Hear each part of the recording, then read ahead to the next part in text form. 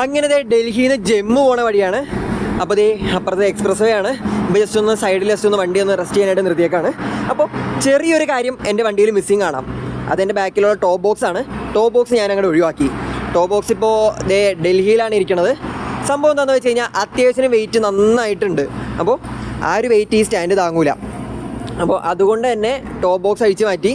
എന്നിട്ട് ഏറ്റവും അത്യാവശ്യമുള്ളത് ഇപ്പോൾ ജമ്മു പോകാനായിട്ടും ജമ്മു ശ്രീനഗർ ലേ ലഡാക്ക് പോകാനായിട്ടുള്ള ഏറ്റവും ഇമ്പോർട്ടൻ്റ് ആയ ലഗേജ് മാത്രമാണ് ഇപ്പോൾ എടുത്ത് വെച്ചേക്കുന്നത്. ഇപ്പോൾ സാഡിൽ ബാഗും എൻ്റെ ഒരു ട്രാവൽ ബാഗും പിന്നെ ടെൻറ്റും ഇതാണ് ഇപ്പോൾ കൊണ്ടുപോകുന്നത്.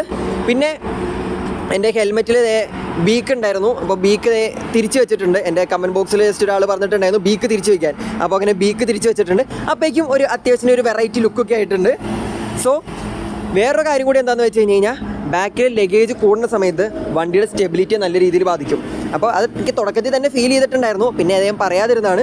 ഇപ്പോൾ സംഭവം എന്താണെന്ന് വെച്ച് കഴിഞ്ഞാൽ കൂടുതൽ വെയിറ്റ് ബാക്കിലേക്ക് വന്നുമ്പോൾ ഫ്രണ്ട് കുറച്ചുകൂടി ഇങ്ങനെ പൊങ്ങി വരാൻ നല്ല ചാൻസ് ഉണ്ട്. പൊങ്ങി വന്നുണ്ടായിരുന്നു. അപ്പോൾ ആ സമയത്ത് നല്ല രീതിയിൽ ഹാൻഡിൽ വിറക്കലുണ്ട്. പക്ഷേ കുറച്ചൊക്കെ അഡ്ജസ്റ്റ് ചെയ്തിട്ടായിരുന്നു ഇവിടെ ഡൽഹി വരെ എത്തിയത്. അപ്പം അതിന് ശേഷം പിന്നെ മാറ്റി വയ്ക്കാമെന്ന് വെച്ച്